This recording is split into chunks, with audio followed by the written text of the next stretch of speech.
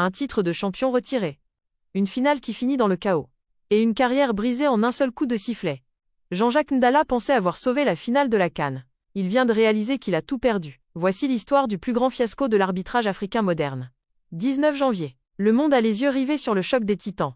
Sénégal contre Maroc. Au centre du terrain, un homme, Jean-Jacques Ndala. Considéré comme l'un des meilleurs arbitres du continent, il a la confiance de la CAF.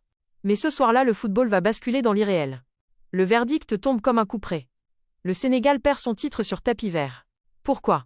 À cause d'incidents qu'un homme était censé gérer. La critique est unanime. Ndala a été passif. Pire, il a semblé dépassé par les événements.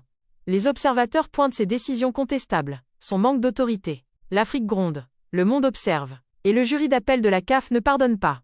Mais est-ce vraiment de l'incompétence? Ou Ndala a-t-il reçu des ordres?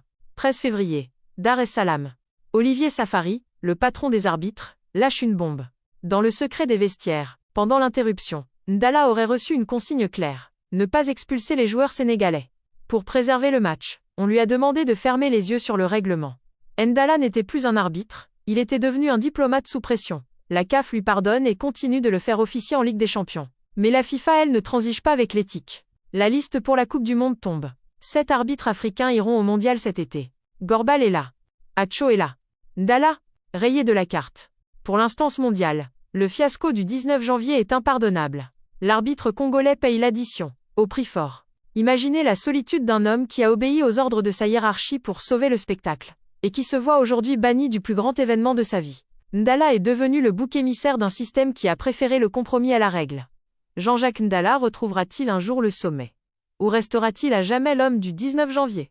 Une chose est sûre, ce scandale a changé le visage de l'arbitrage africain pour de bon. Et vous, pensez-vous que la FIFA a eu raison de le sacrifier? Ou est-il la victime d'un système corrompu? Dites-le moi en commentaire.